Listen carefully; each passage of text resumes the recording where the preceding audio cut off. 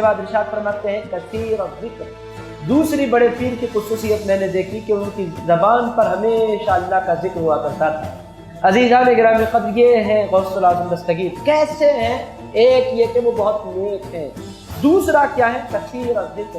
اٹھتے تو اللہ، بیٹھتے تو اللہ، سوئے تو اللہ، جاگے تو اللہ، لوگوں سے ملاقاتیں کریں تو اللہ، مجلس سے سجے تو اللہ۔ عزیزان گرامی قدر، ان کی جلوتوں میں اللہ، ان کی خلوتوں میں اللہ، ان کی تنہائیوں میں اللہ۔ عزیز دوستو، وہ مریدین کے درمیان اللہ کی یاد دلاتے ہیں۔ عزیز دوستو، وہ کبھی اللہ کے ذکر سے غافل نہیں ہوتے۔ عزیز دوستو، بہت بڑی نیکی۔ ارشاد فرماتے ہیں کثیر الذکر۔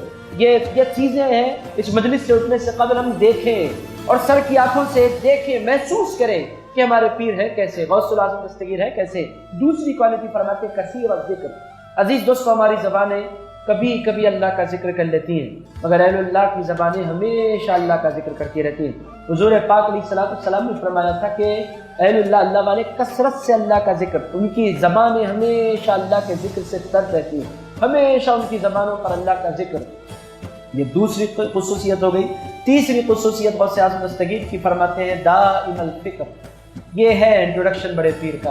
ارشاد فرماتے ہیں ایک وہ نیک ہے، دوسرا کثرت سے اللہ کا ذکر۔ وہ صرف ذاکر نہیں ہے، یہ بھی کہہ سکتے تھے کہ کان صالحا و ذاکرا، یہ کہہ سکتے تھے کہ وہ نیک ہیں اور وہ اللہ کا ذکر کرنے والے ہیں، مگر آپ نے فرمایا وہ ذکر کرنے والے نہیں ہیں، وہ کثرت سے اللہ کا ذکر کرنے والے ہیں۔ عزیزان گرامی قدر، ذکر کرنے کا مطلب کبھی کبھی تسبیح لے کر اللہ کو یاد کرنا، یہ ذکر کرنا ہے، اور مسلسل اللہ کے ذکر میں لگ جانا، یہ کثرت سے اللہ کا ذکر کرنا ہے۔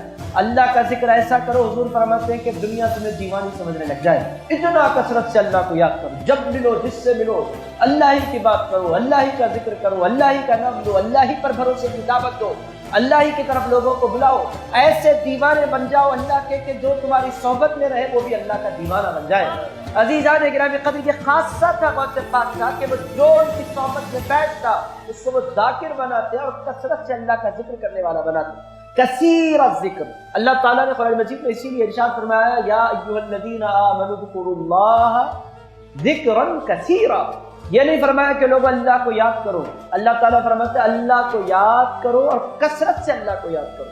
ایسا اللہ کو یاد کرو کہ پھر جو تمہاری صحبت میں بیٹھے، جو تمہاری مجلس میں بیٹھے، وہ بھی اللہ کو یاد کرنے لگ جائے، اللہ کا دیوانہ بنا دو۔ یہ ہے بات کثیر الذکر۔ یہ دو خصوصیات ہو گئی۔